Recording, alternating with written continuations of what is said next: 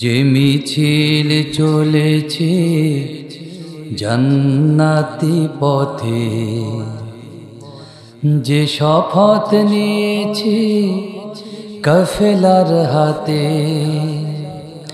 যে মিছিল চলেছে জান্নাতি পথে, যে শপথ নিয়েছে কাফেলার হাতে, সে মিছিলে হেঁটে হেঁটে যাব মঞ্জিলে, সে শপথ ভাঙবে না হাজার আঘাতে, হাজার আঘাতে। ঠিক কিনা? আরো যারা ঠিক কিনা?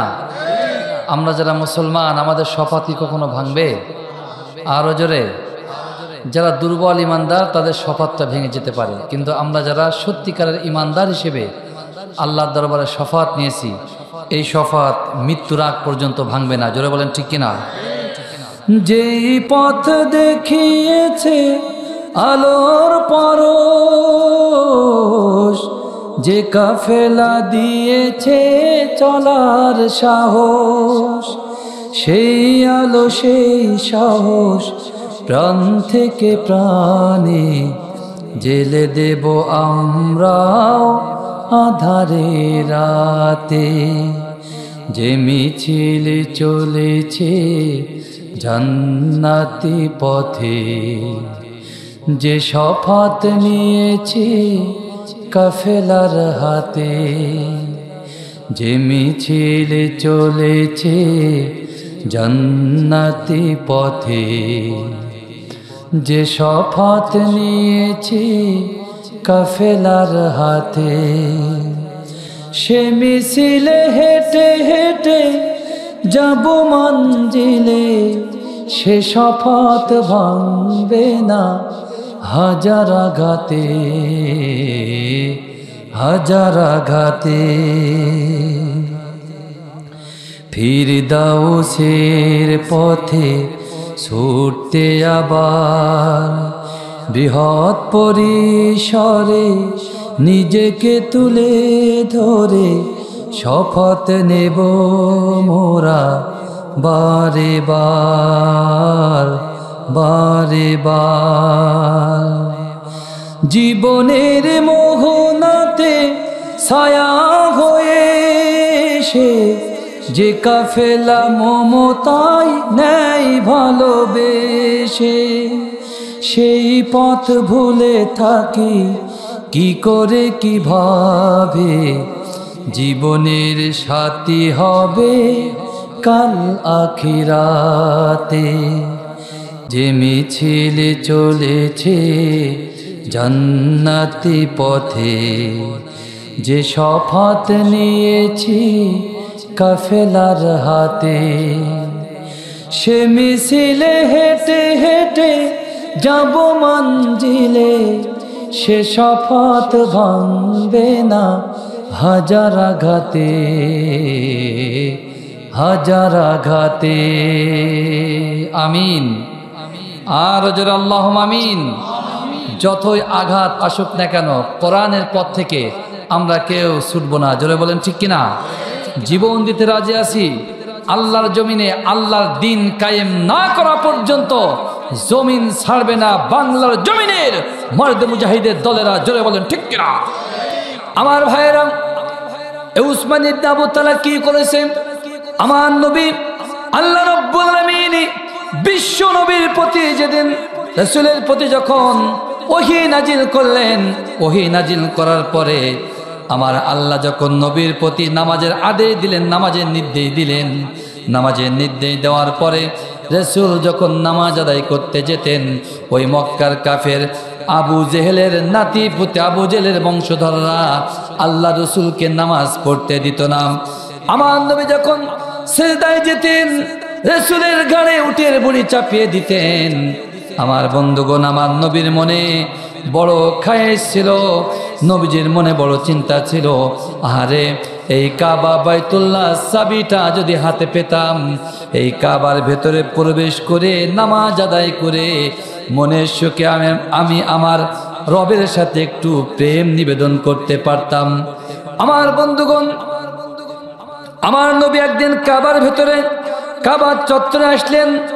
রাসূল দেখলেন ওই কাবা বাইতুল্লাহ সাবির রক্ষক উসমান ইবনে আবু তালহা কাবায় তালা লাগিয়ে বাড়ির দিকে যায়। আল্লাহ রাসূল বলে, উসমান ইবনে আবু তালহা রে, এই কাবার চাবিটা যদি আমার কাছে দিতে, কাবার ভেতরে প্রবেশ করে নামাজ আদায় করে আমার রবের সাথে একটু প্রেম নিবেদন করতে পারতাম, আমার আল্লাহর সাথে মনের কথাগুলো বলতে পারতাম। উসমান ইবনে আবু তালহা আমার নবীর এই কথা শোনার পরে রাসূল ককত্ব ভাষায় গালিগালাজ করতে লাগলো, রাসূলকে ভৎসনা করা শুরু করলো।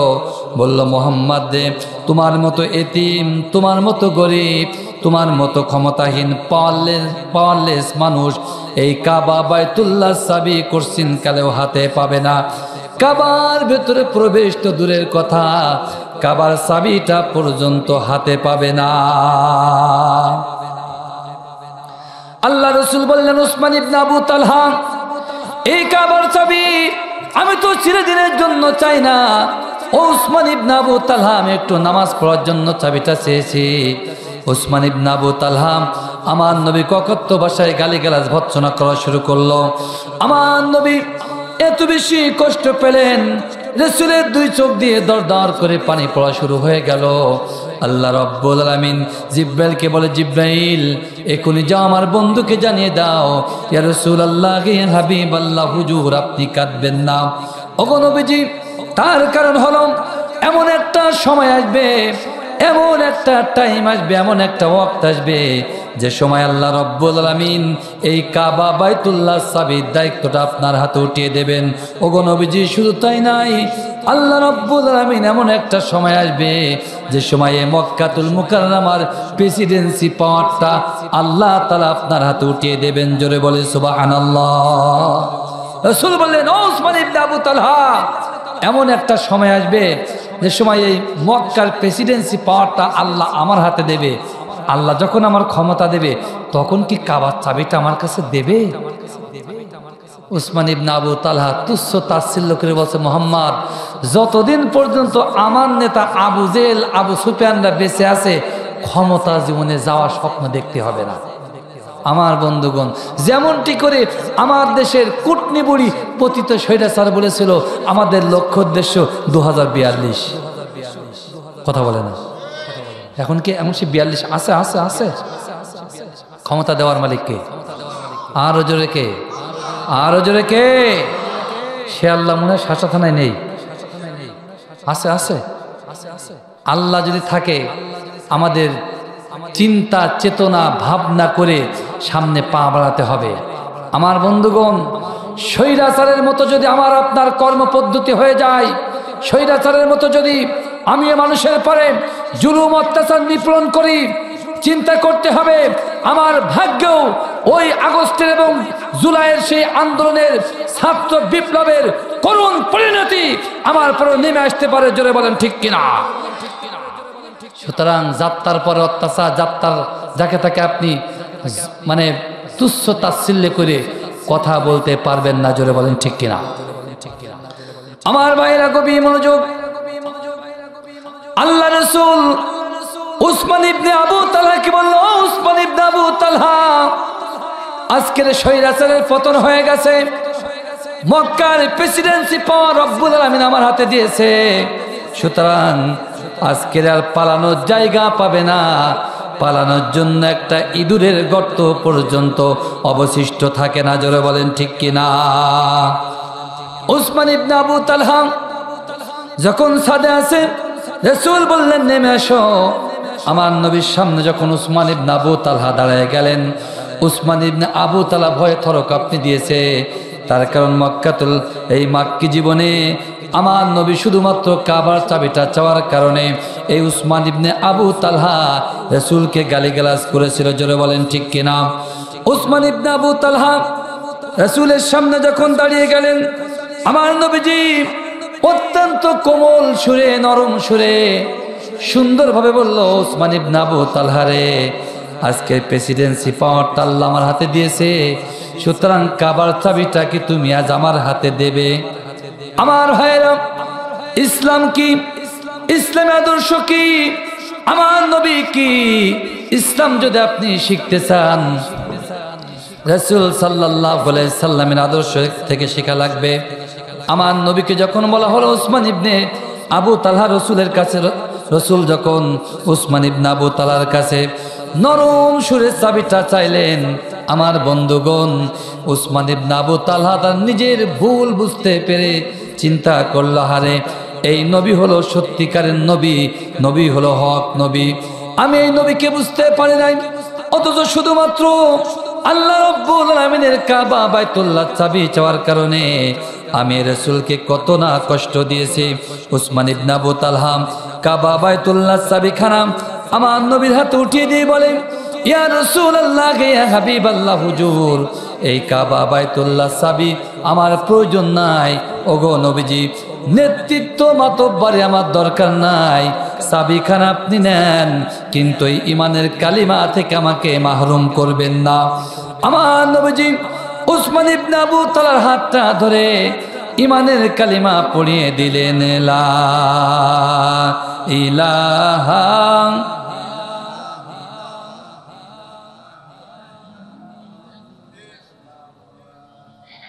আমার ভাইরা, উসমান ইবনে আবু তালহা কালিমা পড়ে নিলেন। বিশ্বনবী কাবা বাইতুল্লাহর ভেতরে প্রবেশ করলেন, মূর্তিগুলা পরিষ্কার হয়ে গেল। আমার নবীজি নামাজ আদায় করলেন। রাসূলের জীবনে এই প্রথম কাবার ভেতরে প্রবেশ। নবুয়ত পাওয়ার পরে আমার নবীকে কোনোদিন কাবায় ঢুকতে দেওয়া হয় নাই। আমার বন্ধুগণ, তার কারণ স্বৈরাচার যখন ক্ষমতায় থাকে ভালো মানুষের হাতে ওই মসজিদের দায়িত্ব কখনো দেয় নাই। জোরে বলেন ঠিক কিনা? আমার ভাইরা, উসমান ইবনে আবু তালহা দাঁড়িয়ে আছে, আমার নবীর সাহাবারা চারিদিকে দাঁড়িয়ে আছে, রাসূলের হাতে কাবা বাইতুল্লাহ চাবিখানা।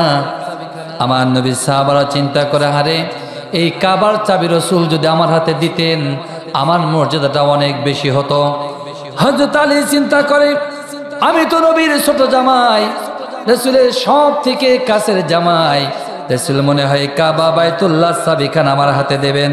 আমার বন্ধুগণ, ওদিকে উসমান চিন্তা করে, আমি হলাম নবীজির নিকটতম জামাই, রাসূল মনে হয় কাবার চাবিখানা আমার হাতে দেবে। আমার বন্ধুগণ, ওমর চিন্তা করে, রাসূল মনে হয় কাবার চাবি আমার কাছে দেবে। ওদিকে আবু বকর চিন্তা করে, আল্লাহ রাসূল মনে হয় কাবা বাইতুল্লাহ চাবিখানা আমার হাতে উঠিয়ে দেবে। আমার বন্ধুগণ, ওদিকে উসমান ইবনে আবু তালহা চোখের পানি ছেড়ে দিয়ে কাঁদে আর বলে, রব্বুল আলামিন, আগে যদি কালিমা গ্রহণ করতাম, ওগো রব্বুল আলামিন, আগে যদি ইসলামটা গ্রহণ করতাম, রাসূল মনে হয় এই কাবা বাইতুল্লাহর চাবির দায়িত্বটা আমার হাতে উঠিয়ে দিতেন। সব সাহাবীদের মনে যখন তামান্না আল্লাহ রাব্বুল আলামিনের কাবা বাইতুল্লাহ চাবিখানা ধরবেন, আল্লাহ রাব্বুল আলামিন ঠিক এই পরিস্থিতিতে কুরআনুল কারীমের আয়াত নাজিল করে দিয়ে বলেছেন, আল্লাহ বলেন, শোনো, ইন্নাল্লাহা ইয়া'মুরুকুম আন তুআদ্দুল আমানাতি ইলা আহলিহা। আল্লাহ বললেন, নবী, এই কাবা বাইতুল্লাহ চাবি আপনি যেখান থেকে নিয়েছিলেন এই আমানতটা ঠিক সেই স্থান অর্থাৎ উসমান ইবনে আবু তালহার কাছে পৌঁছে দেন। এই আমানতের খেয়ানত করা যাবে না। অর্ডার যিনি দিলেন তিনি কে? আমার নবীজি উসমান ইবনে আবু তালহাকে কাছে আনলেন, হাতটা ধরে চাবিখানা উঠিয়ে দিয়ে বলেন, উসমান ইবনে আবু তালহা রে, এই কাবার চাবি আজ আমি তোমার হাতে উঠিয়ে দিলাম, এই আমানতটা তোমার কাছে দিলাম, এই আমানতের জন্য কোনোদিন খেয়ানত না হয়। আমার ভাইরা, আল্লাহ রাসূল সাল্লাল্লাহু আলাইহি সাল্লাম এখান থেকে ১৫০০ বছর পূর্বে কাবা বাইতুল্লাহ চাবি উসমান ইবনে আবু তালহার কাছে আমানত রেখেছিলেন। আজও পর্যন্ত সেই আল্লাহ রাব্বুল আলামিনের কাবা বাইতুল্লাহ চাবির আমানতের খেয়ানত হয় নাই। এখনো পর্যন্ত সেই কাবা বাইতুল্লাহ চাবির আমানত উসমান ইবনে আবু তালহার বংশধরদের কাছে সুরক্ষিত আছে। আমার ভাইরা, একটা মাত্র চাবি, যার আমানতের খেয়ানত এখনো পর্যন্ত হয় নাই। আর আল্লাহ রাব্বুল আলামিনের নবী আমার আপনার কাছে গুরুত্বপূর্ণ দুইটা আমানত রেখেছেন। আল্লাহ রাসূল বলেন, আন আবি হুরায়রা রাদিয়াল্লাহু তাআলা قال قال رسول الله صلى الله عليه وسلم تركت فيكم شيئين لن تضلوا بعدهما كتاب الله وسنته সুন্নতি। রাসূল বললেন, শোনো আমার সাহাবারা, শোনো, আমি দুনিয়া থেকে বিদায় নিয়ে যাই, কিন্তু তোমাদের কাছে দুইটা জিনিস আমানত রেখে গেলাম।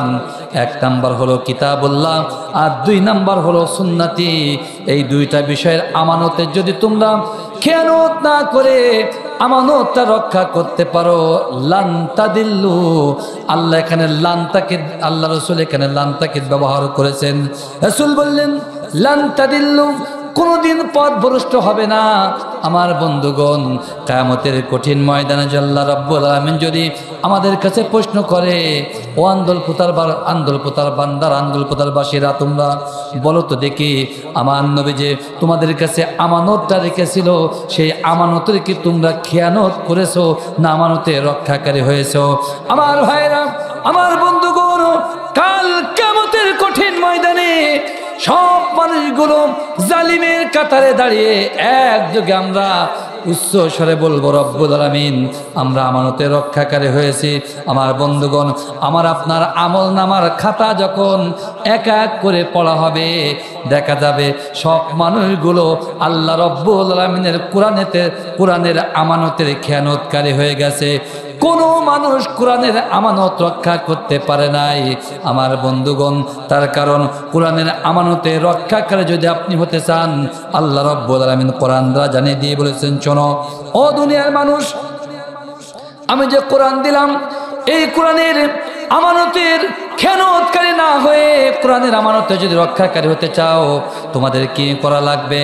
আল্লাহ রাব্বুল আলামিন কোরআনুল কারীম দ্বারা ঘোষণা করে জানিয়ে দিয়ে বলেছেন, ইয়া আইয়ুহার রাসূলু বাল্লিগ মা উনজিলা ইলাইকা মির রাব্বিক।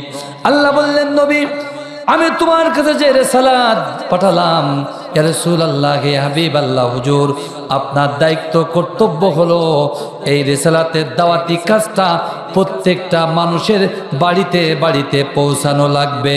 কুরআনুল কারীমের দাওয়াতি কাজ প্রত্যেকটা মানুষের বাড়িতে বাড়িতে পৌঁছানো লাগবে। এই অর্ডার যিনি দিয়েছেন তিনি কে? আমার ভাইরা, এখন আমরা যে অবস্থা আছি, যদি মৃত্যু হয়ে যায় আর কিয়ামতের ময়দানে আল্লাহ যদি প্রশ্ন করে, ওই আন্দোলনপুর আব্দুর রহমান, আব্দুল গফুর, আব্দুল জব্বার, ওই মোল্লা আনোয়ার, বলো কোরআনের আমানতের দাওয়াতি কাজ তুমি কি করেছো? আমার ভাইরা, একটু বুকে হাত দিয়ে বলেন তো দেখি, সেদিনকে আল্লাহর কাছে জবাব দেওয়া যাবে? কথা বলেন। আপনার মনে পারবে, আমি পারবো না। আপনারা সব পাস করে গেছেন নাকি? সব পাস, মানে অটো পাস। আমাদের দেশ এমন দেশ, স্বৈরাচারের আমলে না পড়লে অটো পাস। আমরা যারা মাস্টারি করে বলি, বাবা রে, এইভাবে সারা জীবন যাক, পড়াবো না, শুধুমাত্র যাবো আর বেতন নিমু, চিন্তা কি, এমনি তো পাস। আপনারা কি অটো পাস নাকি? Auto pass? আমার ভাইরা, গভীর মনোযোগ, মনে কষ্ট নেবেন না। আল্লাহ রাব্বুল আলামিনের এই কোরআনুল কারীমের আমানতের খেয়ানত যারা করবে, এই দুনিয়া জিন্দেগি তাদের জন্য কোনোদিন সুখময় হবে না। এই দুনিয়া জিন্দেগি তাদের জন্য অত্যন্ত সংকীর্ণময়, দুঃখময় হবে। আল্লাহ রাব্বুল আলামিন কোরআন দ্বারা জানিয়ে দিয়ে বলেছেন, ওমান আ'রাদা আন যিকরি ফাইন্না লাহু মাঈশাতান দনকা। আল্লাহ বললেন, শোনো, কোরআনুল কারীমের আমানতের খেয়ানত যারা করবে, এই দুনিয়া তাদের জন্য কোনোদিন সুখময় হবে না, দুনিয়াটা তাদের জন্য সংকীর্ণ হয়ে যাবে। আমার ভাইয়েরা, এই কথা যখন বলা হয়, কিছু কিছু মানুষ বলে, হুজুর, এই দুনিয়াতে আল্লাহর কোরআনের বিরোধিতা যারা যারা করে, আপনি খবর নিয়ে দেখেন, আমাদের গ্রামে কোরআনের বিরোধী যারা, ওদের সুখ বেশি, ওদের টাকাও বেশি, ওদের জমিও বেশি। জোরে বলেন ঠিক কিনা? ভুল বললাম? যে কথা বলবো যে কোরআনের আমানতের খেয়ানতকারী হলে ওদের সুখ হবে না। আপনারা বলুন হুজুর ভুল কথা বলেছে, তার কারণ অমুক ব্যক্তি নামাজ পড়ে না, কোরআনের বিরোধিতা করে, ও কোটি টাকার মালিক। আর আমার গ্রামে আব্দুল গফুর 5 ওয়াক্ত নামাজ পড়ে, ইসলামী আন্দোলনের পক্ষে আছে, ওর ভ্যান না চালালি একবেলা যদি ভ্যান নিয়ে না বের হয় সেই বেলা ও চাউল কেনার টাকা নাই। এই রকম নামাজি বান্দা জমিনে আছে না নাই?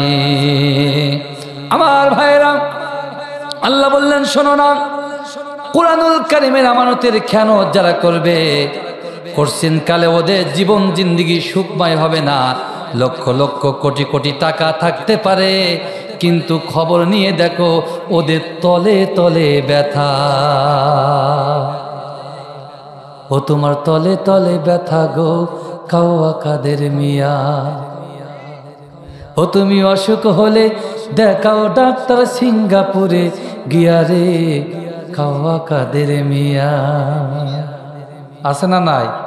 কত টাকা, তলে তলে ব্যথা। আমার ভাইরা, ও তো কাওয়া না, প্রত্যেকটা গ্রামে খোঁজ নিয়ে নিয়ে দেখেন, বিরাট বড় নেতা কোরআনের বিরোধিতা করে, ওর বউ আর অন্য জায়গায় 2 লাইন মারে। আছে না নাই? ইতিহাস এই বহন দিয়ে আসছে। আল্লাহ রসুলের নামে একজন রসুলের নামে মামলা করেছিল, আমার নবীর নামে মামলা করেছিল, আমার নবীর নাকি চরিত্র ভালো না। নাউজুবিল্লাহ বলবেন না? আল্লাহ রসুল নাকি দেশদ্রোহী। আমার বন্ধুগণ, আমার নবীর নামে 3টা মামলা দিয়েছিল, যার নাম হলো ওয়ালিদ বিন মুগিরা। এই ওয়ালিদ বিন মুগিরা কোটি কোটি টাকা সম্পত্তির মালিক ছিল। রাসূল একদিন বললেন যে এই ওয়ালিদ বিন মুগিরা বাপের বেজন্ম। ভাই, আমার দেশে একটা মন্ত্রী, তা যদি বলা হয় জন্মের ঠিক নেই, ভাই আস্ত রাখবে? ওয়ালিদ বিন মুগিরা ছিল আবু জেহেলের মন্ত্রী পরিষদের 4 নাম্বার নেতা, যুব নেতা। কি নেতা? রাসূল যখন বললেন যে জন্মের ঠিক নেই, ওরে বাবা, আবু জেহেল তো রেগে বলছে, এই মুহাম্মদ, তোমার বিরুদ্ধে এখন মানে মানহানির মামলা হবে যদি প্রমাণ না দিতে পারো। আমার বন্ধুগণ, ওদিকে যাব না, মূল আলোচনায় আসি। কুরআনুল কারীমের আমানতের খেয়ানত যারা করবে ওদের জীবনে কোনোদিন সুখ আসবে না। জোরে বলেন ঠিক কিনা? আমার ভাইয়েরা, গভীর মনোযোগ।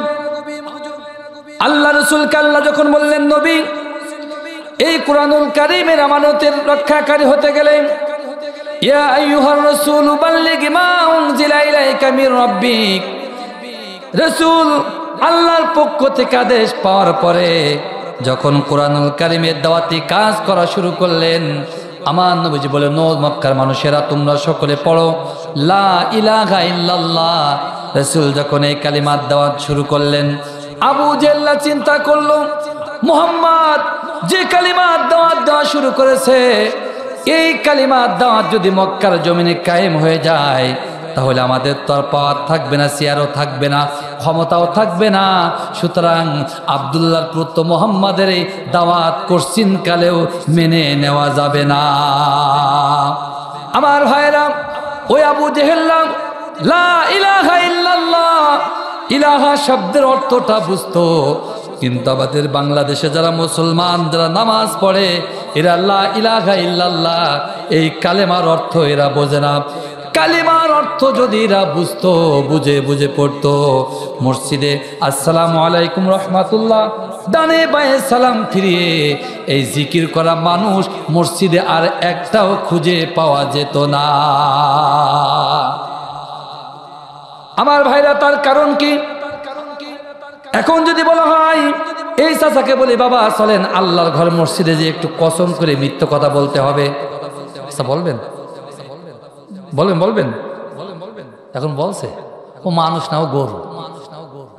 আমার ভাইরা, আমি মসজিদে সালাম ফিরিয়ে আল্লাহর ঘর মসজিদে বসে কিবলার দিকে তাকিয়ে নামাজের মুসাল্লাতে বসে তাসবিহটা বের করে বলছি লা ইলাহা ইল্লাল্লাহ, হুকুম কারোর মানব না, একমাত্র ইলাহা হলো তিনি, যিনি আমার আল্লাহ। ঠিক কিনা? আবার বলছি লা ইলাহা ইল্লাল্লাহ, কারোর আইন মানব না, আইন মানব একমাত্র আল্লাহর। আবার বলছি লা ইলাহা ইল্লাল্লাহ, বিধান কারোর মানব না, বিধান যার মানব তিনি কে। আমার ভাইরা, মসজিদ থেকে বের হয়ে আসলাম, বের হয়ে আসার পর আবার স্লোগান দিলাম, অমুক ভাইয়ের চরিত্র ফুলের মতো পবিত্র, নামাজ পড়ে না এক ওয়াক্ত, গাঁজা ছাড়ে না 5 ওয়াক্ত, ওরা আবার দলে দলে সব শয়তানের ভক্ত। এই এলাকায় এইরকম মানুষ মনে হয় নাই। এখন বলেন, মসজিদে বললেন লা ইলাহা ইল্লাল্লাহ, আল্লাহ ইলাহা একমাত্র তুমি, মানে হুকুমদাতা আল্লাহ তুমি। আবার যখন জমিনে আসলাম, বললাম সমস্ত ক্ষমতার উৎস হলো জনগণ। আমার বন্ধুগণ বলেন তো দেখি, কোন জনগণের বাবার ক্ষমতা আছে? ক্ষমতায় কোনো মানুষকে পাঠানো, কোনো মানুষের কিন্তু ক্ষমতায় বসানোর মতো ক্ষমতা নাই। জোরে বলেন ঠিক কিনা? আমার ভাইয়েরা, তাই যদি থাকতো দীর্ঘ 17 বছর স্বৈরাচারকে হটানোর জন্য জামাত ইসলামী আন্দোলন, বিএনপি আন্দোলন, চরমনাই আন্দোলন, কত আন্দোলন করলো। 17 বছর আন্দোলন করে করে জেলখানায় গেল, আয়না ঘরে গেল, শহীদ হয়ে গেল। তারপরেও কিন্তু এই স্বৈরাচারকে বাংলার জমিন থেকে হটানো যায় নাই, যতদিন না পর্যন্ত আল্লাহ রব্বুল আলামিনের সরাসরি সহযোগিতা এসেছে। জোরে বলেন ঠিক কিনা? আমার ভাইয়েরা, আমার বন্ধুগণ, এজন্য লা ইলাহা ইল্লাল্লাহ, একমাত্র ক্ষমতার মালিক, একমাত্র ক্ষমতার উৎস কে? আমার ভাইয়েরা, ক্ষমতার উৎস যদি আল্লাহ হয়, আল্লাহ রসুল যখন এই দিনে দাওয়াতি কাজ করা শুরু করলেন, আল্লাহ রাব্বুল আলামিন নবীকে বললেন, ওগো নবীজি, আপনি যে কালিমার দাওয়াত দেওয়া শুরু করেছেন, ইয়া রাসূলুল্লাহ, ইয়া হাবিবাল্লাহ, হুজুর, এই কালিমার দাওয়াতের মূল মাকসাদ, মূল লক্ষ্য, উদ্দেশ্য হলো আন আকিমুদ্দিন ওয়ালা তাতাফাররাকু ফি কাবুর আলাল মুশরিকিন। আল্লাহ বললেন, নবী, এই যে কালিমার দাওয়াত দিচ্ছেন, আমার ভাইয়েরা, আমার বাংলার জমিনে আমরাও কালিমার দাওয়াত দিই, মানুষের দ্বারে দ্বারে কালিমার দাওয়াত দিই, নামাজের দাওয়াত দিই, কিন্তু যে মূল মাকসাদ, মূল যে লক্ষ্য উদ্দেশ্য, সেই লক্ষ্য উদ্দেশ্যের দিকে কিন্তু আমরা কেউ নাই। আমার বন্ধুগণ, আল্লাহ বললেন আন আকিমুদ্দিন, এই দাওয়াতি কাজের মূল মাকসাদ, মূল লক্ষ্য উদ্দেশ্য, মূল টার্গেট হলো জমিনদার, এই জমিনে আইন এবং বিধান কায়েম করতে হবে সেই আল্লাহ। আমার ভাইয়েরা, আল্লাহ বললেন, শোনো, আন আকিমুদ্দিন, দিন কায়েম করা লাগবে, ওয়ালা তাতাফাররাকু ফিহি, আর দিন কায়েমের বিষয়ে কোন রকম দ্বিমত পোষণ করা যাবে না। আমার বন্ধুগণ, আল্লাহ রাব্বুল আলামিন কোরআন দিয়ে জানিয়ে দিয়ে বললেন, আকিমুস সালাত, তোমরা নামাজ কায়েম করো। আল্লাহ কিন্তু এখানে দ্বিমত পোষণ করার কথা বলেন নাই। আল্লাহ রোজার বিধান দিয়েছেন, জাকাতের বিধান দিলেন, হজের বিধান দিলেন, এখানে কিন্তু দ্বিমত পোষণ করা যাবে না এরকম কথা বলেন নাই। আমার বন্ধুগণ, আমি মসজিদের ইমাম, আমি বড় হাজী সাহেব, আমি বড় আলেম, আমার ভাইরা, নামাজ যখন পড়তে যাই, নামাজের বিষয়ে আমাদের কোনো দ্বিমত নাই। সব মানুষগুলো আমরা একযোগে বলি, বাংলাদেশে যারা কালিমা পড়ে মুসলমান হয়েছে, যারা জন্মসূত্রে মুসলমান, সবাই এক বাক্যে বলবে, নামাজ পড়া ফরজ, নামাজ না পড়লে গোনাহ হবে। বলে বলে বলে আমার বন্ধুগণ, রোজার মাস যখন আসে, সব মানুষ এক বছরের ভেতরে 17 মাস নামাজ পড়ে না, রোজার মাসে এসে দেখেন ওরা রোজা রাখে, আবার নামাজও পড়ে। আমার বন্ধুগণ, নামাজ জীবনেও পড়ে না, টাকা আছে, উমরা করতে যায়, হজও করতে যায়। এ থেকে বোঝা যায় ওরা নামাজ, রোজা, হজ এবং জাকাতে কোন রকম দ্বিমত পোষণ করে নাই। জোরে বলেন ঠিক কিনা? অথচ আল্লাহ রাব্বুল আলামিন নামাজ, রোজা, হজ, যাকাত কোন জায়গায় কিন্তু বলেন না এই বিষয়ে দ্বিমত পোষণ করো না। আল্লাহ রাব্বুল আলামিন এক জায়গায় বললেন, আন আকিমুদ্দিন ওয়ালা তাতাফাররাকু ফি। আল্লাহ বললেন, শোনো, কিন্তু তোমাদের দিন কায়েম করা লাগবে, আর দিন কায়েম করা বিষয়ে কোনো রকম দ্বিমত পোষণ করা যাবে না। আদেশ যিনি দিলেন তিনি কে? আমার ভাইরা, এখন আসুন, নামাজ আল্লাহ বললেন নামাজ পড়ো, ওখানে আমার দ্বিমত নেই, রোজায় দ্বিমত নেই। যে আল্লাহ বললেন যে দিন কায়েম, আমার হুকুমাত কায়েমে কোন রকম দ্বিধা বিভক্ত হওয়া যাবে না।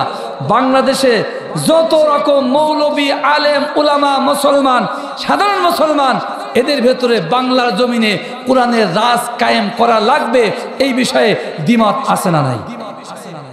কথা বলে না।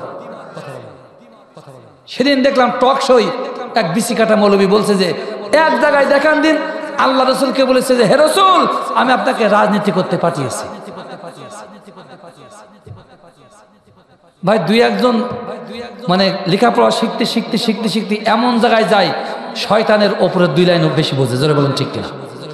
আল্লাহ রসুল যুদ্ধ করলো, ক্ষমতা দখল করলো, রাষ্ট্র ক্ষমতা চালালো, আমার নবী রাষ্ট্রপতি হলো, আমার নবী বিভিন্ন দেশের রাষ্ট্রপ্রধানদের কাছে চিঠি পাঠিয়েছেন। এটা রাজনীতি না? এটা ক্ষমতা চালানো বলে না? আমার ভাইরা, যে আল্লাহ বলেছে আন আকিমুদ্দিন ওয়ালা তাতাফাররাকু ফীহি, দিন কায়েমের বিষয়ে দ্বিমত করা যাবে না, এই জায়গায় সবার বাধা, এখানে দ্বিমত। মানে আল্লাহ যা বলে তার বিপরীত।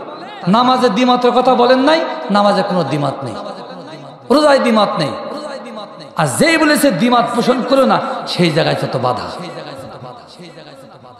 আমার ভাইয়ের, আমার বন্ধুগণ, এই দ্বিমত পোষণ করা কেন যাবে না? দ্বিমত পোষণ এজন্য করা যাবে না, আল্লাহ রাব্বুল আলামিন কোরআন দ্বারা জানিয়ে দিয়ে বলেছেন, শোনো, ওয়ামান লাম ইয়াহকুম বিমা আনজালাল্লাহু ফাউলাইকা হুমুল কাফিরুন। আল্লাহ বললেন, কোরআনুল কারীমের বিধান দিয়ে যারা রাষ্ট্র পরিচালনা করার বিষয়ে দ্বিমত পোষণ করবে, অর্থাৎ আল্লাহ রাব্বুল আলামিনের হুকুমাত যারা গ্রহণ করবে না, ওরা কেউ মুসলমান না, ওরা হলো একেবারে টাটকা কাফের। আমার ভাইরা, শুধু তাই নাই, আমার রব্বুল আলামিন কোরআন দ্বারা জানিয়ে দিয়ে বললেন, শোনো, আন আকিমুদ্দিন ওয়ালা তাতাফাররাকু ফীহি, এই দিন কায়েমে দ্বিমত পোষণ করো না। কাবুরা আলাল মুশরিকিন, দ্বিমত যারা পোষণ করে ওরা সবগুলো হলো টাটকা মুশরিক। আমার ভাইরা, এখন বলেন তো দেখি, আমার বাংলার জমিনে যারা দিন কায়েমের বিষয়ে দ্বিমত পোষণ করে, ওরা কি মুসলমান না কাফের? কথা বলেন, কথা বলেন ভাই, সমস্যা আছে নাকি? বাংলার জমিনে কোরআনের রাজ কায়েমে কোনো সমস্যা আছে? আমার বন্ধুগণ, যেই কিনা কোরআনের রাজ কায়েমের বিষয়ে কথা বলবেন, আমার সমাজে যারা গরিব মানুষ বলবে, হুজুর, ও তোমাদের কথা শুনে আর পাচ্ছি না, সারা জীবন শুধু এইরকম স্টাম্প মারলাম। যে নেতা হয়, নেতা শুধু ভাগ্যের পরিবর্তন হয়। যে নেতা ভ্যান চালায়, ভ্যান চালানো নেতা যখন মেম্বার হয়, দেখা যায় 2 দিন পরে RN5, RN ভার্সন 2, ভার্সন 8 সব চালায়।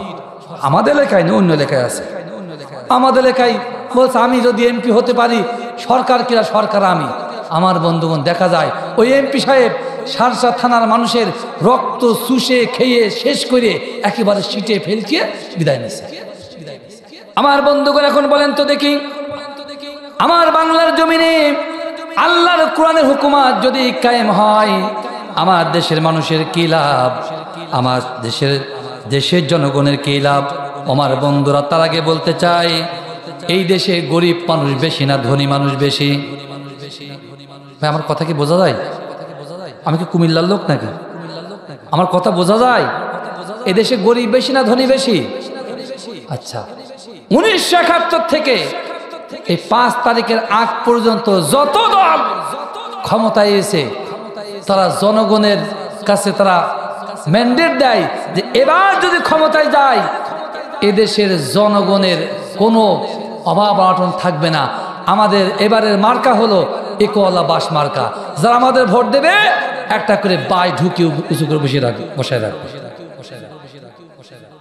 সব মিথ্যে কথা, ঠিক কিনা? 71 থেকে যত দল যত পার্টি ক্ষমতা এসেছে শুধু আশ্বাস দিয়েছে। আমার বন্ধুগণ, সর্বশেষ আমরা উপসংহারে এসে দেখি জনগণের কোনো উন্নয়ন হয় না, জনগণের ভাগ্যের উন্নয়ন হয় না। উন্নয়ন হয় ওই নেতার, ওই মন্ত্রীর, ওই এমপির, ওই চেয়ারম্যান আর চেয়ারম্যানের ওই সামসাদের। জোরে বলেন ঠিক কিনা?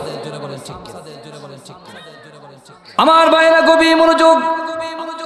কিন্তু আল্লাহ রাব্বুল আমিন কোরআন দ্বারা জানিয়ে দিয়ে বলছেন, শোনো, ইসলাম যদি রাষ্ট্র ক্ষমতায় যায়, কোরআন আলা মানুষরা যদি রাষ্ট্র ক্ষমতায় যায়, দেশের জনগণ যদি আল্লাহ রাব্বুল আমিনের এই রাষ্ট্র ক্ষমতার বিধানটা মেনে নেয়, আল্লাহ তাআলা ওয়াদা করেছেন এই জমিনে একটা গরিব মানুষও খুঁজে পাওয়া যাবে না।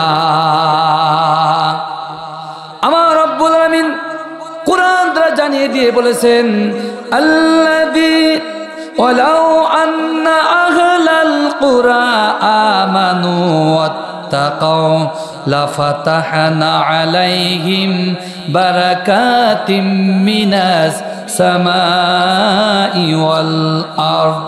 আল্লাহ বললেন, শোনো, এই জনপদের মানুষ, রাষ্ট্রের মানুষরা যদি আল্লাহ রাব্বুল আলামিনের কোরআনুল কারীমের বিধানটা মেনে নেয়, অর্থাৎ দেশে যদি আল্লাহর কোরআনের বিধানটা কায়েম করে দেয়, লা ফাতাহনা আলাইহিম বারাকাতিম মিনাস সামাই ওয়াল আরদ, আল্লাহর আসমান থেকে এই রাষ্ট্রের ভেতরে রহমতের বৃষ্টি অঝরঝরায় বর্ষণ হওয়া শুরু হয়ে যাবে।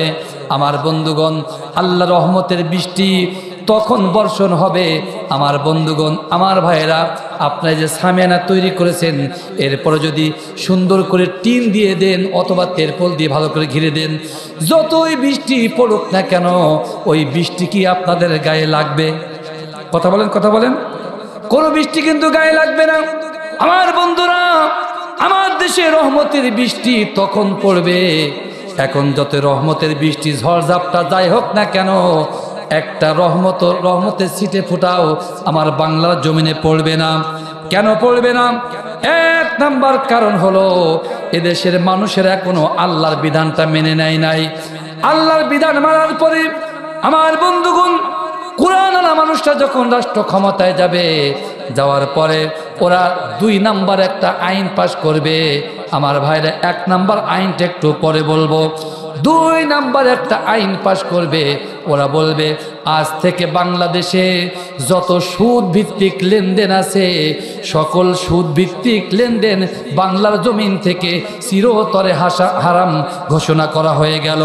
ব্যাংকে কোনো সুদ থাকবে না, কোনো রকম সুদ ভিত্তিক এনজিও থাকবে না। এনজিও যদি থাকে, আমার বন্ধুগণ, লাভ লোকসানের ভিত্তিতে আপনাকে লোন দেওয়া হবে। আপনার যদি লাভ হয় তাহলে আপনি সেখান থেকে একটা অংশ দেবেন, আর লাভ যদি না হয় আপনার কাছ থেকে সুদ নেওয়া যাবে না। আমার ভাইয়েরা, সুদ ভিত্তিক সব এনজিও বাংলার জমিন থেকে হটানো হবে। আমার বন্ধুগণ, তার কারণ একজন মানুষ যখন সুদ খায়, আল্লাহ রসুল বলেছেন, সুদের 70টার মতো গুনাহ আছে যে সুদ খায় বা সুদ দেয়, এবং সুদের লেখক এবং সুদের সাক্ষীদাতা। আল্লাহ রসুল বললেন, এদের 70টার মতো গুনাহ হয়। 1 নাম্বার গুনাহ হলো, নিজের গর্ভধারণী মায়ের সাথে যদি কেউ জিনা করে, নিজের গর্ভধারণী মায়ের সাথে জিনা করলে তার ভেতরে তার 70টা মতো তার আমল নামায় গুনাহ লেখা হয়।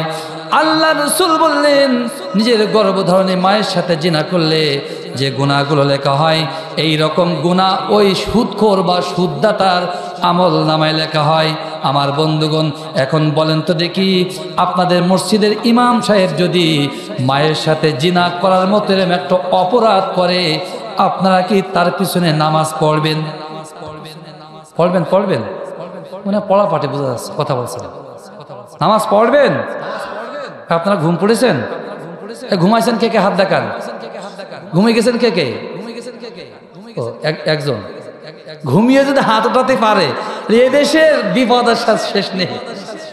ঘুমিয়ে ঘুমিয়ে হাত উঠাচ্ছে, হুজুর আমি ঘুমোচ্ছি। আমার ভাইয়েরা, সুদ যখন নিষিদ্ধ হয়ে যাবে, মায়ের সাথে জিনা করার মতো গুনাহ যখন এদেশে থাকবে না, নিকৃষ্ট গুনাহ যখন বাংলার জমিন থেকে বিদায় নেবে এবং জনগণ যখন কোরআনের রাজ মেনে নেবে, কোরআনের আইনটা মেনে নেবে, আল্লাহ রাব্বুল আলামিনের আসমান থেকে রহমতের বৃষ্টিটা অজর জারাই বাংলার জমিনে বর্ষণ হওয়া শুরু হয়ে যাবে। আমার ভাইরা, আমার গরিব ভাইরা, এই সমাজে যারা গরিব মানুষ আছেন কান খুলে শুনে নেন। আমিও গরিব, আমি কিন্তু কোটিপতি না। অনেকে মনে করছে হুজুর আমাদের গরিব বলল। আমার বন্ধুগণ, আমিও কিন্তু কোটি কোটি টাকার মালিক না। আমার ভাইয়েরা, আমরা যারা অসহায় গরিব মানুষ, খেটে খাওয়া মানুষ, আমাদের প্রত্যেককে আলোচনাটা ভালোভাবে কান দিয়ে শুনতে হবে। সুদভিত্তিক লেনদেন নিষিদ্ধ হওয়ার পরে এই বাংলাদেশে জাকাত ভিত্তিক অর্থ ব্যবস্থা পরিচালনা হবে। আমার বন্ধুগণ, বাংলার জমিনে যদি সঠিকভাবে জাকাত আদায় করা হয়, বর্তমান যে পরিবেশ পরিস্থিতি, অর্থনীতিবিদরা বলেছেন প্রত্যেক বছর এদেশে 40,000 কোটি টাকা জাকাত আদায় করা যাবে। আমার ভাইরা, ইসলাম যদি ক্ষমতা আসে, ধনী মানুষরা সরকারের কাছে তত সময় পর্যন্ত নিরাপত্তা পাবে না যত সময় না পর্যন্ত 2.5 টাকা হারে জাকাত আদায় না করা হবে।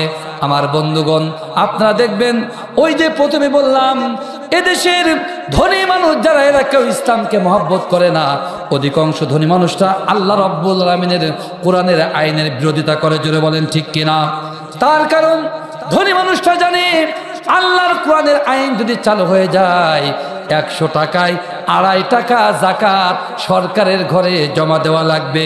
আর ওই টাকার সব হকদার হলো আমার বাংলাদেশের দরিদ্র শ্রেণীর মানুষ। আমার বন্ধুগণ, আমার ভাইরা, জাকাত ভিত্তিক অর্থ ব্যবস্থা যদি বাংলার জমিনে চালু হয়ে যায় আর ইসলাম যদি ক্ষমতায় আসে, আল্লাহর কসম করে বললাম 15 থেকে 20 বছর পরে এই বাংলার জমিনে জাকাত নেওয়ার মতো একটা মানুষও খুঁজে পাওয়া যাবে না। বিশ্বাস হয়? আমার ভাইয়েরা, ফিরে যান সাইয়েদুনা ওমর ইবনুল খাত্তাবের জীবনের দিকে। হযরত ওমর ইবনুল খাত্তাব রাদিয়াল্লাহু তাআলা আনহু ইসলামের দ্বিতীয় খলিফা যখন নির্বাচিত হলেন, ওমর ইবনুল খাত্তাব আল্লাহ রাসূলের একজন সাহাবীকে ডেকে বলে, ও নবীর সাহাবী, আমার বায়তুল মালে অনেকগুলো টাকা জমে গেছে, এই জাকাতের টাকা, এই টাকা বেশি সময় জমা রাখা যাবে না। টাকাগুলো নিয়ে মক্কা মদিনার অলিতে গলিতে যাওয়ার ঘোষণা করে এলান করো, জাকাত লাগবে কার, জাকাতের টাকা লাগবে কার। আমার ভাইয়েরা, গুনে গুনে 7 দিন পর্যন্ত ঘুরল, কিন্তু তৎকালীন মক্কা মদিনার যুগে জাকাত নেবে, জাকাত নেওয়ার মতো একটা মানুষও খুঁজে পাওয়া যায় নাই। হযরত ওমর প্রথম সাহাবীকে পাঠানোর পরে দ্বিতীয় একজন সাহাবীকে পাঠিয়ে বলল, সাহাবী যাও, জাকাতের টাকাগুলো নিয়ে মানুষের দ্বারে দ্বারে পৌঁছে দাও। দ্বিতীয় সাহাবী যখন জাকাতের টাকা নিয়ে মানুষের দ্বারে দ্বারে আসলো, ঘোষণা করলো, ভাইরা জাকাত লাগবে কার, অভাব আছে কার, টাকা লাগবে কার। এই সাহাবীও গুনে গুনে 3 থেকে 4 দিন ঘুরলো। এই সাহাবীও বলল, আল্লাহর কসম করে বললাম, জাকাত নেওয়ার মতো একটা মানুষও খুঁজে পাওয়া গেল না। আমার বন্ধুগণ, ওই যে প্রথম সাহাবী ক্লান্ত পরিশ্রান্ত হয়ে পাহাড়ের পদদেশে একটু বিশ্রামে আছে, দ্বিতীয় সাহাবী যখন কাউকে পেল না, রাস্তার পাশে একজন মানুষ শুয়ে থাকা দেখে ভাবলো, এই মানুষের মনে ঘর বাড়ি নাই, জায়গা জমি নাই, এই মানুষের মনে বড় অভাব। দ্বিতীয় সাহাবী প্রথম সাহাবীকে ওইভাবে চেনে না, যে বলছে, ভাই তোমার মনে হয় বড় অভাব, আমার কাছে কিছু জাকাতের টাকা আছে, টাকাগুলো তুমি নাও। এই কথা যখন বলল, প্রথম সাহাবী শোয়া থেকে উঠে মুসকি মুসকি এসে বলে, ভাই আপনি ভুল জায়গায় নক করেছেন, আপনি যে কাজের কাজী আমিও সেই কাজের কাজী। এই যে দেখো বস্তা ভরা টাকা, গুনে গুনে 1 সপ্তাহ ঘুরলাম, কিন্তু মক্কা মদিনার জমিনে একটা মানুষও জাকাতের টাকা নেবে এমন কোনো মানুষও খুঁজে পাওয়া যায় নাই। আমার ভাইরা, ইতিহাস বিশ্লেষণ করলে দেখা যায়, অথচ এই নবীর সাহাবীদের এখান থেকে 7 থেকে 8 বছর পূর্বে এই নবীর সাহাবীদের খাওয়া হতো না, 1 দিন 2 দিন 3 দিন পর্যন্ত না খেয়ে থাকতো। ঠিক কিনা? আমার ভাইয়েরা, যেই কিনা কোরআনের আইন মেনে নিয়েছে, জাকাত ভিত্তিক অর্থ ব্যবস্থা জমিনে যখন কায়েম হয়ে গেছে, আল্লাহর বিধান যে কায়েম করে দিয়েছে, আল্লাহ বললেন লা ফাতাহনা আলাইহিম বারাকাতিম মিনাস সামাই ওয়াল আরদ, আল্লাহর আসমান থেকে রহমতের বৃষ্টি এমনভাবে অজরজালায় বর্ষণ হওয়া শুরু হয়ে গেছে, মক্কার জমিনে, মদিনার জমিনে একটা গরিব মানুষও খুঁজে পাওয়া যায় নাই। আমার ভাইরা, আপনারা এখন বলেন এই রকম একটা রাষ্ট্র ব্যবস্থা যদি আমার দেশে কায়েম হয়ে যায়, এরকম একটা কোরআন ভিত্তিক সমাজ ব্যবস্থা আমাদের দেশে প্রয়োজন আছে না নাই? এই যে মানুষের অভাব থাকবে না, এই কথা যিনি বলেছেন তিনি কে? আরো জোরে কে? আচ্ছা, আল্লাহর কথা সত্য না মিথ্যা? কথা বলেন। আর ৭১ থেকে কত মানুষ ওয়াদা করলো, কেউ কি ওয়াদা বাস্তবায়ন করতে পেরেছে? পারবে কি করে? পারবে কি করে? যে আসে সেই জন্য পেট মোটা করার জন্য বস্তানে বসে। একটা নির্বাচন, চেয়ারম্যানই নির্বাচন করে, বলে অমুক চেয়ারম্যান ৩ কোটি খরচ করেছে। নির্লজ্জ তোরের বাচ্চা, আবার গলায় দড়ি পরে, দড়ি বেঁধে গাছে গাছে গলায় দড়ি থাকে, বলে ভাই আমি জনগণের খেদমত করতে চাই, ও জনগণের বাস দেবে। আবার বলে শোন, আমি সালাম দেবো 15 দিন, আর আমি সালাম নেবো 5 বছর। আছে না নাই? আছে না নাই? আবার গলায় দড়ি বেঁধে দড়ি দিয়ে বলে আমি জনগণের খেদমত করতে চাই। আমার বন্ধুগণ, খেদমত যদি করবি 5 কোটি টাকা খরচ করে চেয়ারম্যান হোস কেন? সেই কিনা একবার শপথ নাই, ওরে বাবা, ওই যে 5 কোটি টাকা হালখাতা করা শুরু করে। বিধবা ভাতার কার্ড, বয়স্ক ভাতার কার্ড, এ কার্ড সে কার্ড, জ্বালানি কার্ড, আলানি কার্ড, পালানি কার্ড সবগুলো ধরে। আবার বিচার করে করে জরিপানা আদায় করার মতো চেয়ারম্যান আমার শাসা থানায় নাই, অন্য জায়গায় আছে। আমার ভাইরা, এই জন্য আল্লাহর কসম করে বলি আমার বন্ধুগণ, শান্তি যদি পেতে চান, আমার বন্ধুগণ, সুখ এবং শান্তি যদি পেতে চান, আল্লাহ রাব্বুল আলামিনের কোরআনের রাজ কায়েম ব্যতীত এই বাংলার জমিনে কিয়ামত পর্যন্ত শান্তি আসবে না। আমার বন্ধুরা গভীর মনোযোগ দিবেন। আল্লাহর কোরআন যদি ক্ষমতা আসে, আমাদের কি লাভ? আল্লাহর কোরআন যদি ক্ষমতা আসে, এই জমিনে একটা অপরাধও থাকবে না, অন্যায় থাকবে না। আমার বন্ধুগণ, আমি মাঝে মাঝে বিভিন্ন আলোচনায় বলি, বাংলার জমিনে যদি কোরআনের রাজ কায়েম হয়ে যায়, আমাদের কোর্টগুলো সব কানা হয়ে যাবে। আমার ভাইরা, পুলিশের চাকরি যারা করে, পুলিশ ভাইরা আরামে তারা থানায় বসে বসে এসির ভেতরে বাতাস খাবে। তার কারণ অন্যায় যদি না থাকে, চোর দস্যু যদি না থাকে, ওই পুলিশরা ধরবে কার? আর মামলা যদি না থাকে, গ্রেপ্তার করার মতো কোনো মানুষ থাকবে না। জোরে বলেন ঠিক কিনা? আমার ভাইরা, এই দেশ থেকে অপরাধ যদি চিরতরে উৎখাত করতে হয়, আমাদের 1 নাম্বার কাজ হবে আকিমুস সালাহ, নামাজ কায়েম করা লাগবে। জোরে বলেন ঠিক কিনা? আমার বন্ধুগণ, আমার ভাইরা, এই নামাজ কায়েম করার জন্য 1971 থেকে আজ পর্যন্ত বাংলার জমিনে কত ওয়াজ মাহফিল আয়োজন করা হলো, তাফসীর মাহফিল আয়োজন করা হলো, কত জিকির আজগার, কত তাবলীগ করা কাজ। আমার বন্ধুগণ, দেখবেন তাবলীগের ভাইরা মাঝে মাঝে যখন আসে, এলাকায় ঘুম পড়ে যায়, এ মসজিদ ও মসজিদ, এ মসজিদ ও মসজিদ, নিজের গাটির টাকা খরচ করে এত তাবলীগ করা কাজ।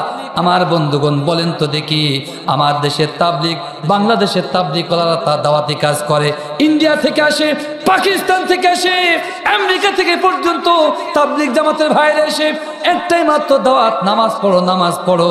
আমার বন্ধুগণ, 71 থেকে আজ পর্যন্ত এত তাফসীর মাহফিল, এত তাবলীগ করা কাজ। বলেন তো দেখি, একটু জোড়ো কণ্ঠে আওয়াজ দিয়ে বলেন তো দেখি, আমার দেশে কি নামাজ এখনো পর্যন্ত কায়েম করা সম্ভব হয়েছে? হয়েছে? হয়েছে? তাবলীগের ভাইরা হারে নিজের বাড়ির থেকে টাকা নিয়ে মানুষের দাওয়াত দেয়, যুবকরা তাবলীগের লোক দেখলি ভয়তে পালায়। আমি যখন যশোর মেসে থাকতাম, ভাই যুবকদের মধ্যে বিভিন্ন শ্রেণীর লোক থাকে, কিন্তু থাকে না? থাকে না? এমএম কলেজে যখন আমরা স্টুডেন্ট, একটা ছাত্র ইতিহাস পড়ে, মানে নামাজ আমরা দাওয়াত দিয়ে ওকে নামাজে নিয়ে গেছি, ওই মসজিদে তাবলিগ আসছে 3 দিন থাকবে, মানে ওকে এত পরিমাণ অতিষ্ঠ করে ফেলেছে বুঝিয়ে বুঝিয়ে। তাবলিগ কিন্তু খারাপ কাজ করে নাই, ভাই নামাজটা পড়ে যাও, ভাই একটু বক্তৃতা শোনো, ও তার টিউশনি করে খায়। ওদের কারণে 2 দিন টিউশনি মিস, 2 দিন টিউশনি মিস। তৃতীয় দিন যখন গাছতে এসেছে, ও টিউশনিতে বের হবে, তখন বলছে আসসালামু আলাইকুম, বলছে ভাই আমার নাম পবিত্র। মানে বোঝা যাচ্ছে ভাই আমি মুসলমান না, আমি হিন্দু। আমার বন্ধুগণ, তাবলিগ জামাতের ভাইরা, গোটা পৃথিবীর তাবলিগ যদি বাংলার জমিনে তাবলিগি কাজ করে আর কিয়ামত পর্যন্ত এদেশে ঘাটি গেড়ে বসে থাকে, আল্লাহর কসম করে বললাম বাংলার জমিনে কিয়ামত পর্যন্ত নামাজ কায়েম হবে না, হবে না, হবে না, হবে না। জোরে বলেন ঠিক কিনা? আমার ভাইরা, বাংলাদেশের নামাজ কায়েমটা কিভাবে হবে আর অপরাধটা চিরতরে নিশ্চিহ্ন হবে কিভাবে? আমার ভাইরা গভীর মনোযোগ। এই দেশে যদি কোরআনের রাজ কায়েম হয়ে যায়, কোরআনওয়ালা মানুষটা যদি রাষ্ট্র ক্ষমতা দখল করে, আল্লাহ রাব্বুল আলামিন কোরআন দ্বারা জানিয়ে দিয়ে বলেছেন, শোনো, কোরআনওয়ালা মানুষটা যখন রাষ্ট্র ক্ষমতায় যাবে, রাষ্ট্র ক্ষমতায় যাওয়ার পরে তারা প্রথমে একটা আইন পাশ করবে। আমার বন্ধুগণ, আপনারা দেখবেন প্রত্যেকটা রাষ্ট্রে যখন নতুন গভর্নমেন্ট ক্ষমতায় যায়, ক্ষমতা দখল করে, ক্ষমতা গঠন করে, ওরা ক্ষমতা আসার পরে ওরা বিভিন্ন নতুন নতুন আইন পাশ করে। তাকে দেখেন আমেরিকার প্রেসিডেন্ট ডোনাল্ড ট্রাম্প যখন ক্ষমতা আসলো, গুনে গুনে 3 ঘন্টার ভেতরে 76টা নির্বাহী আদেশ এক কলমের খোঁচায় একেবারে কসাত করে বাদ দিয়েছে, ঠিক কিনা আমার ভাইয়েরা? তারপরে প্রথম একটা আইন পাশ করেছে ডোনাল্ড ট্রাম্পের 1600 ভক্ত যারা ক্যাপিটাল হিলে হামলা করে জেলখানায় জেল খাটছিল। ডোনাল্ড ট্রাম্প খাতা নিয়ে বলল, এই 1600 ভক্ত নিরপরাধ, এরা একেবারে বেকসুর, খালাসের জেল হবে না। আমার বন্ধুগণ, আমার ভাইরা, ওই সমস্ত নেতারা ওদের ব্যক্তিগত স্বার্থ সিদ্ধি হাসিলের জন্য আইন পাশ করে। কিন্তু যদি কোরআন রাষ্ট্র ক্ষমতায় যায়, আল্লাহ রাব্বুল আলামিন বলতে, শোনো, কোরআনওয়ালা মানুষটা যখন রাষ্ট্র ক্ষমতায় যাবে, ওরা প্রথমে একটা আইন পাশ করবে, আর আল্লাহ রাব্বুল আলামিন 1500 বছর পূর্বে সেই আইনটা কোরআনের মধ্যে কোট করে বলেছেন, আল্লাযীনা ইম্মাক্কান্নাহুম ফিল আরদি ইয়াকামুস সালাতা ওয়া আতাউজ যাকাতা ওয়া আমারু বিল মা'রুফ। আল্লাহ বললেন, শোনো, কোরআনের মানুষটা যখন রাষ্ট্র ক্ষমতায় যাবে, ওরা সংসদে প্রথম একটা বিল উত্থাপন করে বিলটা নিরঙ্কুশ ভোট পেয়ে পাশ হয়ে যাবে। আমার বন্ধুগণ, ওই বিলটা রাষ্ট্রপতি এবং প্রধানমন্ত্রী যৌথ স্বাক্ষরে যখন ঘোষিত হবে, যদি জোহরের নামাজের পূর্বে এই বিলটা ঘোষণা হয়, আমার বন্ধুগণ, একযোগে সব টিভি চ্যানেলে পাশ হয়ে যাবে। আজ থেকে বাংলার জমিনে যত মানুষ আছে, এই মানুষের মধ্যে যাদের প্রতি নামাজ ফরজ হয়ে গেছে, সব মানুষের জন্য আজ থেকে জোহরের নামাজ থেকে নামাজটা বাধ্যতামূলক ঘোষণা করা হলো। এখন ওই যে কাবা মার্কা চাচা মনে আছে তো? চাচা বলছে, দূর জীবনে পড়লাম না, আজকিরা পড়ছে। এখন জোহরের নামাজ হয়ে গেছে, এদিক 2-1টা চার দোকান দেখবেন গ্রামে আছে, জীবনও বন্ধ হয় না। আর চাচারা যখন একটু আজান হয়, একটু কাছে যায়, টিভির কাছে। আজান হয়ে যাচ্ছে, নামাজের আইন পাশ হয়ে গেছে, চাচা বলছে একটু কাছে আসে। টিভি তখন একটু আসতে দিচ্ছে টিভিওয়ালা, যে দেখা যাক চায়ের দোকানে যে দোকানদার, টিভি একটু আসতে দিয়ে আজান হচ্ছে। চাচা কাছে যে দেখে গান আসছে, কহো না প্যার হে, কহো না প্যার। চাচা বলছে, যৌবন যদি ফিরে পেতাম তোর পিয়ার দেখিয়ে দিতাম। আমার বন্ধুগণ, চাচা পিয়ার দেখাচ্ছে, এদিক আজান হচ্ছে। আমার বন্ধুগণ, আইন যখন, নামাজের আইন যখন পাশ হবে, পুলিশ, আর্মি, সেনাবাহিনী, বিডিআর একযোগে সব জমিনে বেরিয়ে যাবে, কেউ ঘরে বসে থাকবে না।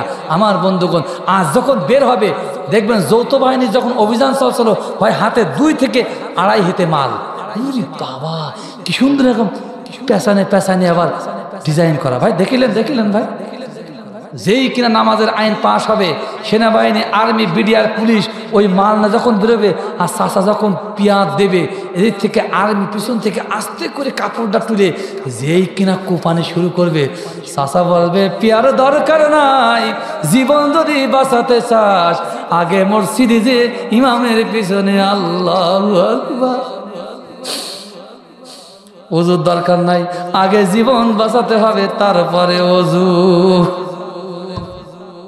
আমার ভাইরা, বাংলার জমিনে যদি আল্লাহর কোরআনের শাসন ব্যবস্থা কায়েম হয়ে যায়, আমার বন্ধুগণ সারাটা জীবন লাগবে না, শুধুমাত্র একটা বার কোরআনওয়ালা মানুষদের রাষ্ট্র ক্ষমতায় পাঠিয়ে দেখেন। আমার বন্ধুগণ, এক সপ্তাহের ভেতরে বাংলার জমিনের মানুষগুলো পেরেকের মতো সোজা হয়ে ওযু করে আল্লাহ সন্তুষ্ট হাসিলের জন্য আল্লাহর ঘর মসজিদের দিকে দৌড় দেওয়া শুরু করবে।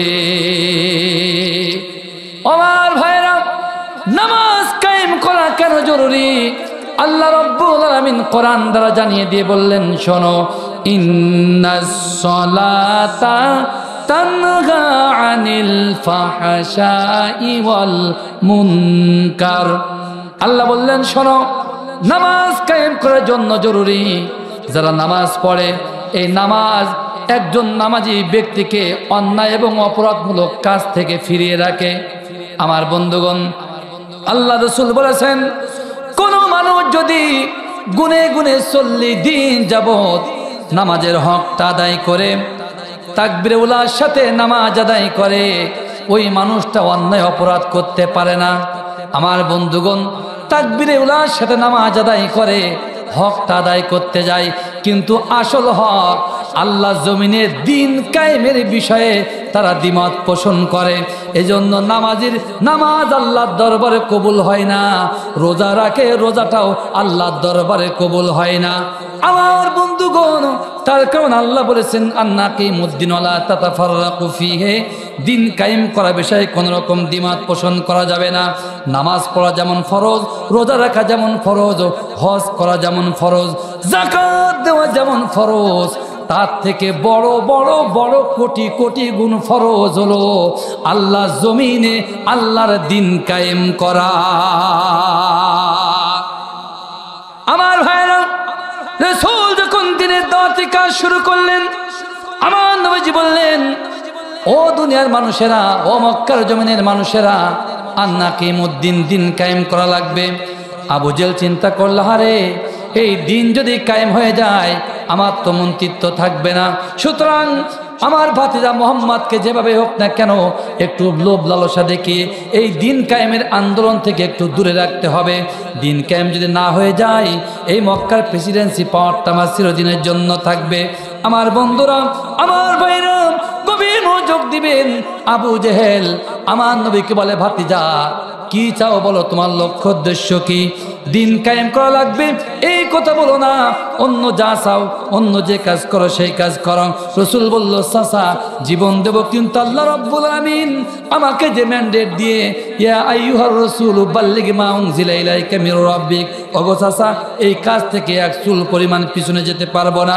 আমার ভাইয়েরা, আমার বন্ধুগণ, আবু জেহেল যখন সফল হলো না, আবু জেহেল উতবা ইবনে রাবিয়াকে বলে, ও উতবা ইবনে রাবিয়া, তুমি তো একজন ভালো বক্তা, সুন্দর করে মানুষকে বোঝাতে পারো, যাও যাও যাও, আমার ভাতিজা আব্দুল্লাহর পুত্র মুহাম্মাদের কাছে একটু যাও, যে তাকে বোঝাও সে কি চাই, কোন অফার চাই, তাকে অফার ঘোষণা করো, যে কোনো কিছুর বিনিময়ে এই জমিনে কোরআনের রাজ কায়েম থেকে তাকে বিরত রাখতে হবে।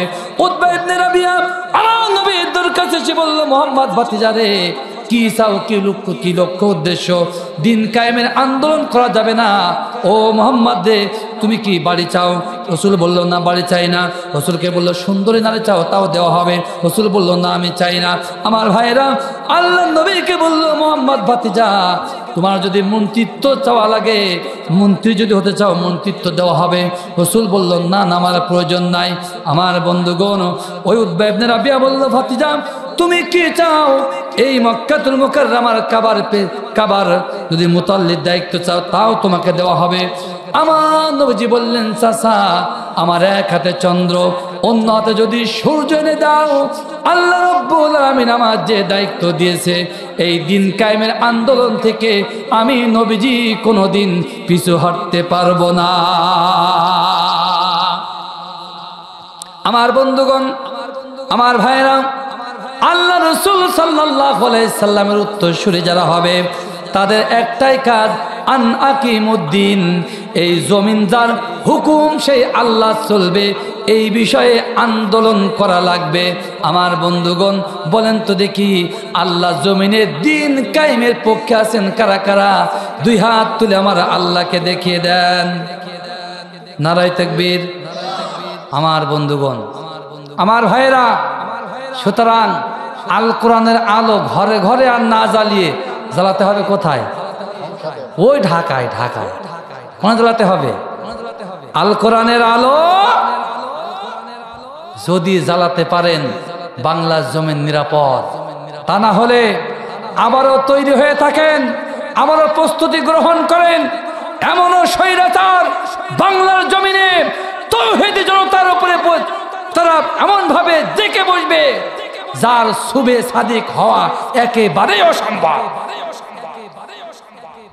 আমার বন্ধুগণ, আমরা যারা আলেম ওলামা, আমরা এই জমিনে বলি যে এই হুজুরের টুপি উঁচু, আলিয়া হুজুর, ওরা শোনা যাবে না।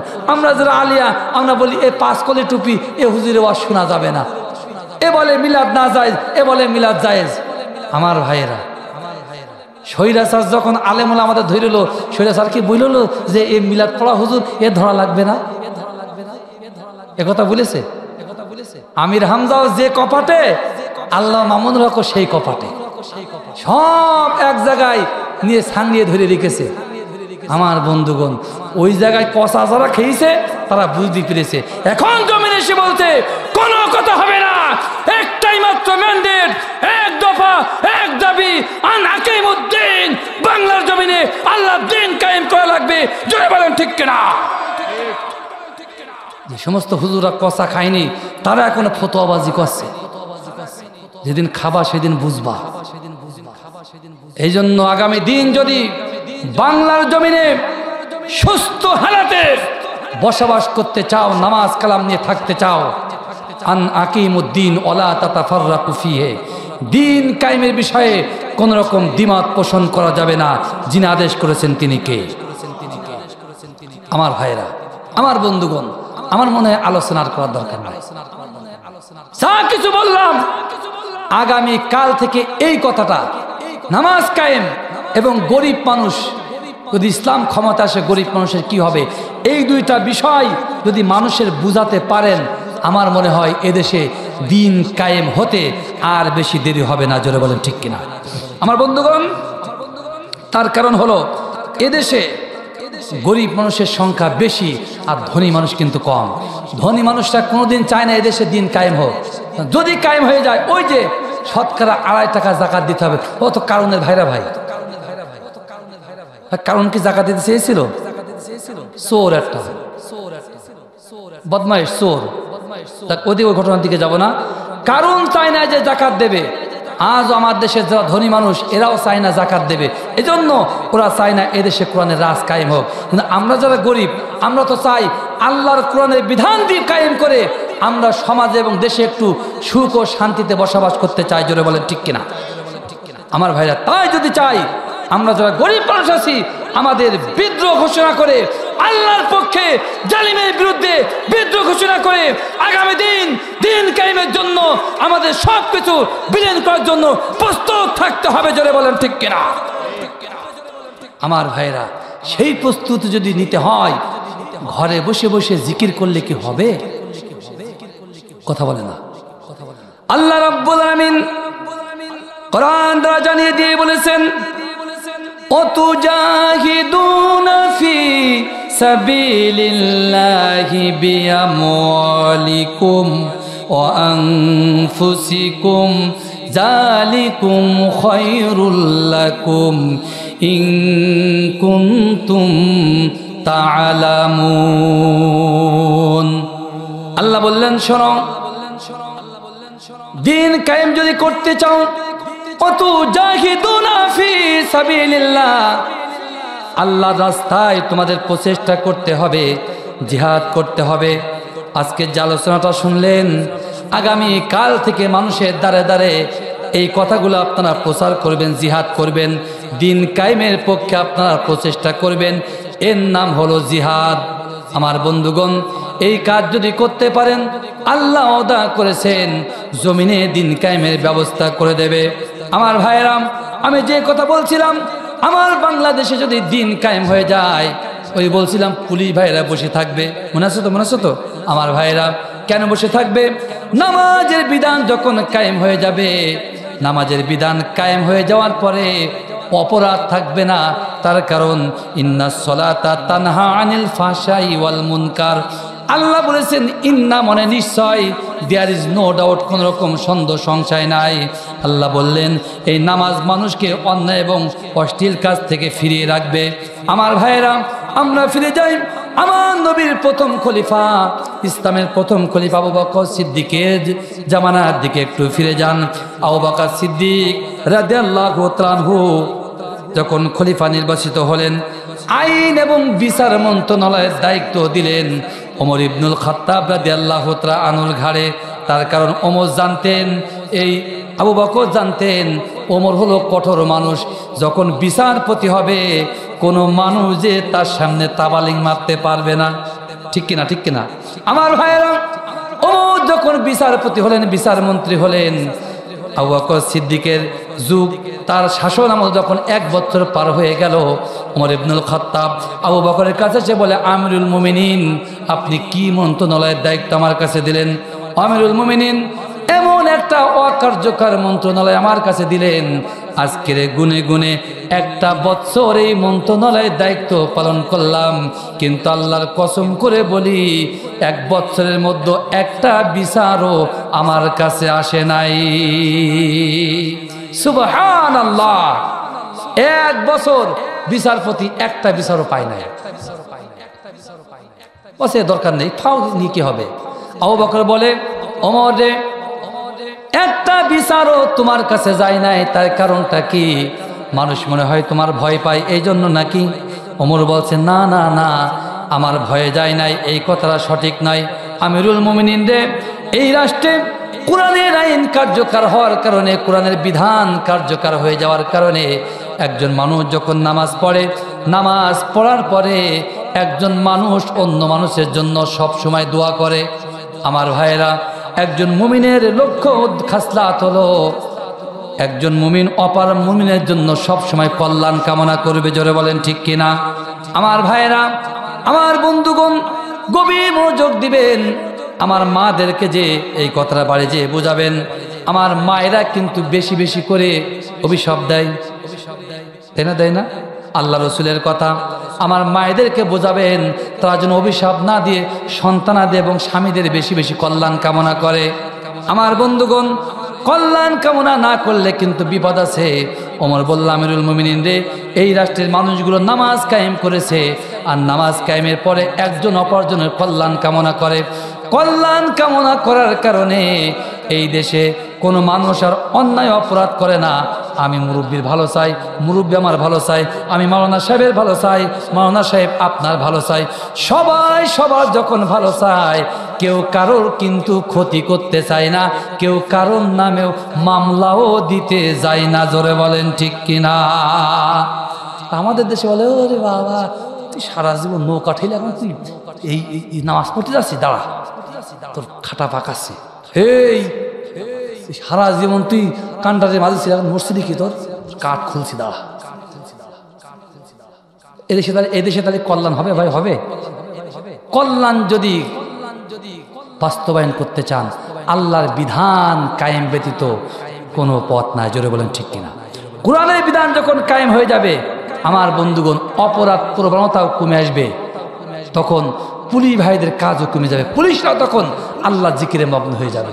আমার বন্ধুগণ, আমার ভাইরা, পতিত স্বৈরাচার বলেছিল উনি নাকি এই দেশ নাকি খলিফাতুল মুসলিমিন ওমরের মতো চালিয়েছে। ওরে বাবা রে, ওমরের মতো চালাতে গিয়ে রূপপুর পারমাণবিক বিদ্যুৎ কেন্দ্র থেকে টাকা সব হাওয়া। আর ওমর কি করেছে? নিজে না খেয়ে বস্তায় করে কাঁধে করে বয়ে রাতের আড়ালে মানুষের দ্বারে দ্বারে পৌঁছে দিয়েছে। আর উনি কি করেছে? আমাদের কাছ থেকে এসে বস্তায় করে বয়ে বয়ে সব ওই জয়ার পুতুলির নামে ব্যাংক ব্যালেন্স করেছে। এখন বলেন ওমরের শাসন কাকে বলা হয়? ওই দেখতে চাও বাংলার জমিনে আসো। আহারে নাফরমানের একটা সীমা থাকে আমার বন্ধু।